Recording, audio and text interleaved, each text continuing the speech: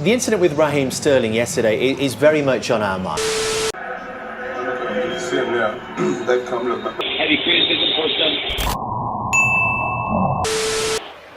Held he? I held.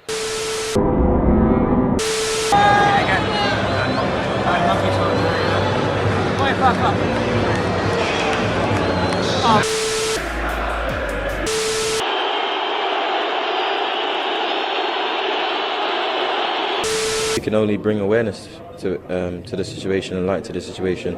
It's now time for the people that are in charge to put a real stamp on it.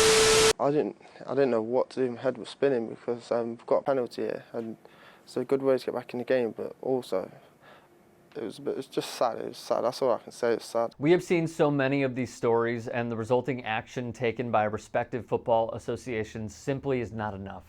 Linford Harris suffered racial abuse at a soccer match. After it carried on, it's like I felt a bit empty. I don't know. It's hard to explain. I was just lost and.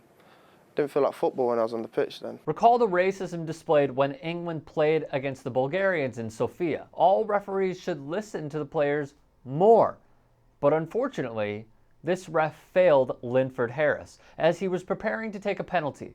The player could clearly hear two fans at different ends of the pitch hurling racist abuse at him. Amazingly, the punishment was levied onto Harris. After I've gone in for a challenge, that's when we've heard typical black man, we're in it for everybody.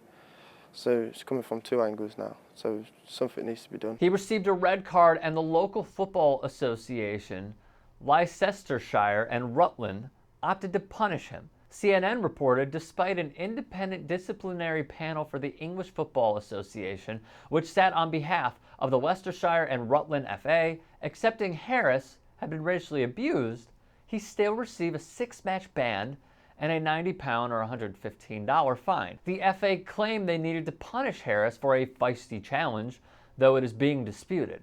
It left a mark on Harris and his career. Nothing's been dealt with on the pitch about the racism. You left FC Wimeswold after that? Yeah, I left FC Wimeswold and quit football because I just didn't want to go through it again, basically. It's not more the football side. If I go through that again, it would just ruin me. So did you not feel protected at that level?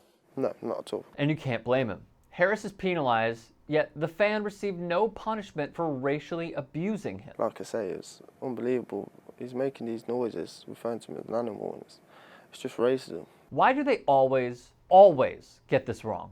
Bulgaria's ultras threw up Nazi salutes and directed monkey chants at England's black footballers. The result? A one-time stadium ban and a fine of $83,000. And this was after the Vasilevsky Stadium was subject to a partial closure for this match after Bulgaria were sanctioned for racist behavior of fans during qualifiers against Kosovo and the Czech Republic in June. Danny Rose, one of the men subjected to racial epithets in Bulgaria, said, "When countries get fined what I probably spend on a night out in London, what do you expect?" When Italian Moise Kean was racially abused, Italian club Cagliari avoided any kind of meaningful punishment because only 40 or 50 of their fans racially abused him. Raheem Sterling, who has written a manifesto in the Times and has become the face, a sacrificial lamb per se, for the cause, said one group of people who have the money to make clubs take notice are sponsors. The next time that a club or governing body fails to act appropriately against racism, I would love to see that company pull its money out and make a moral stand. This, unfortunately, is yet another example of not righting the wrongs. Cosby United, the racist fans' club, showed no insight or remorse for the racist language from its fan and made no attempt to take any action, such as banning the supporter, issuing warnings about fan behavior, or offering an apology to Harris. These racial abusers, the thing is at professional, you've got a big ground, you've got support, thousands, police and stuff like that, but Harz, you can be racist and he can find out the next game where you're playing. He can just walk through a gate and stand right on the side and give it you again. And then the support, well, should be support is the referee that's standing on the pitch, but he's on his own.